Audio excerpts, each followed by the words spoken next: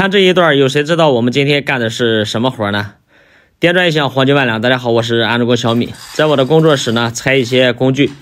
这个梯子一直承受着800斤的拉力，今天就给它松绑了。因为今天带着这些工具去干一个大活，在我们家庭装修里面能用上葫芦的地方应该不多吧？不光要带上这些工具，而且今天还召集了几个兄弟们一起去干。看到这个别墅有没有猜到的？今天到底我们要干什么呢？有猜到的老铁，评论区必须记得回复一下哦。工具到位了，我们配置的4个人也都到位了。走，带大家进去看看。这是一个复式楼，在这个地方呢要装一个大吊灯，这个活我们接下了，而且是从平台撬过来的活。撬过来并不是说我们比平台的价格便宜，反之我们比平台的价格翻了4到5番。举个例子吧，你到菜市场去买肉，同样的一个老板，2种肉，一个卖2块，一个卖20，我赌你买20的。所以真正有技术的师傅都是有底线，也守得住底线。成天抱怨平台价格低的，你有没有考虑过自身的原因呢？安装这么大一个灯，最重要的是什么？其实我认为是安全。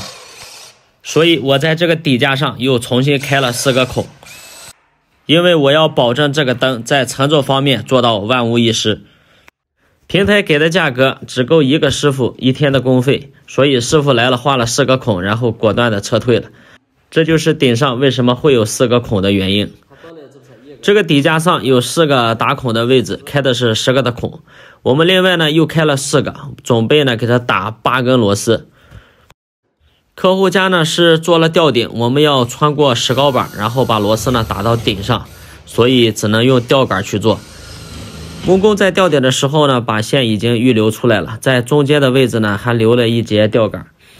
开干之前我们要试一下电，线路是通的，没问题。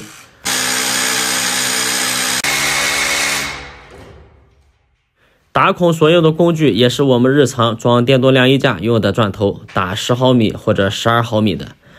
然后吊杆用的也是晾衣架的吊杆，8个粗的吊杆。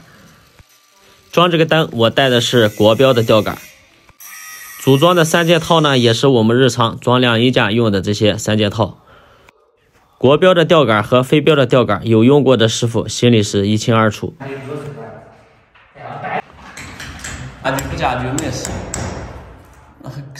刚才我强调的装这种大灯最重要的其实是安全，因为在3年以前我就遇到过这种情况。之前也是一个师傅装的，装好之后呢，当天晚上这个灯就掉下来了。那个大吊灯也够重，它是4层还是5层我记不清楚了，大概有40多个灯壁吧，那个灯非常重。我们2次安装的时候呢，整体全部都做了加固，那个地砖啊砸烂好几块。万幸的是那是一个晚上脱落的，而且是在装修期间，没有施工人员，没有业主。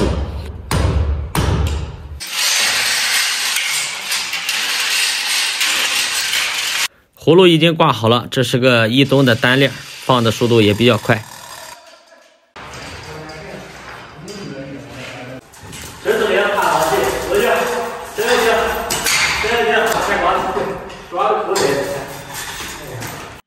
链子已经放到底了，这个长度有点不够呀，不过这也不影响我们挂的时候往起抬一点吧。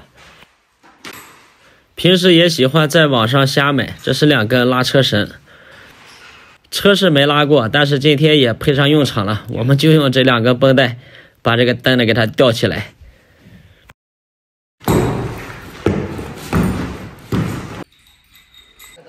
这个时候发现打绳结是个技术活，现在我发现会打绳结的确实不多了。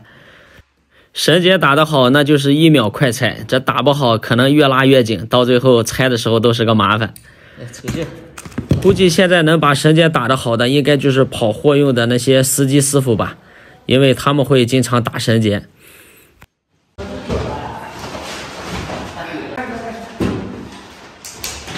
3个人捣鼓了半天，最后这么一吊，这个绳还是有点松。不管那么多了，只要能吊起来，别掉了就行。施工步骤呢都是提前计划好的，刚好这个葫芦拉起来，这个灯呢可以用脚手架一边拖一半，把这个灯就拖住了，然后我们葫芦就可以拆掉。这个活看似也没有多大难度，但是2部脚手架搭起来，这已经算超高了。干活它存在一定的安全风险。看似2部脚手架其实也不高，但是真正能上2部脚手架，上来之后头不晕腿不抖的，那还真不多。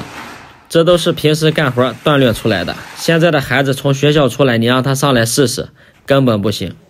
作为家长教育孩子，经常可能会说，哎，你不好好上学，将来去工地搬砖。其实搬砖那也不是那么简单的，没有个10年8年的锻炼，搬砖都不是个好选手。这个灯客户买回来之后呢，就进行了试电。我们刚才把它吊上来之后呢，又进行了2次试电，因为试电是很关键的一步，如果装上去不亮的时候，那就麻烦大了。看这个灯其实非常啰嗦，你看这个线有多少，把所有的线全部都要放出去，不锈钢板面的保护膜也得给它撕掉。看看这个线都头大，2个驱动，这2个驱动将来有个问题，哎呀，不敢想象呀。厂家在设计这个底盘的时候呢，我个人感觉是有一些缺陷的。从十字架吊这个底盘的螺丝呢，应该设计长个5公分。将来如果有维修的话，我们可以把螺丝松下来，把驱动拿出来维修或者更换，这样我们不用把灯完全拆下来。这个螺丝设计的太短，只够淋一个螺母。后期这个灯如果有个问题的话，这个驱动是个大问题呀。根据客户给的参考造型，我们从上面一环一环的往下调。架子这一块呢碍事儿，所以我们把架子挪开，一环一环的往下放。我们是把所有的线全部都拉出来，拉出来之后，我们调整造型的时候呢，是一根一根往上穿。厂家在出厂的时候，如果这个造型不是一次性做好的，我们在调整的时候呢，是可能会遇到很多困难。这个线全部都流到底盘里面，你要往下顺的时候，很可能这个线会拉不出来，因为里面的线太多了，万一卡着怎么办？所以说我们把线全都送出来了，送出来之后，我们一环一环的往上调。这也是边干边总结的经验，大家有好的方法可以在评论区分享，然后大家互相学习。客户家在楼梯间这一块呢，也有一个灯，我们是搭了2个梯子，搭了一块木板，这个灯就没那么重，但是安装的高度比较高，顺便帮他也装了。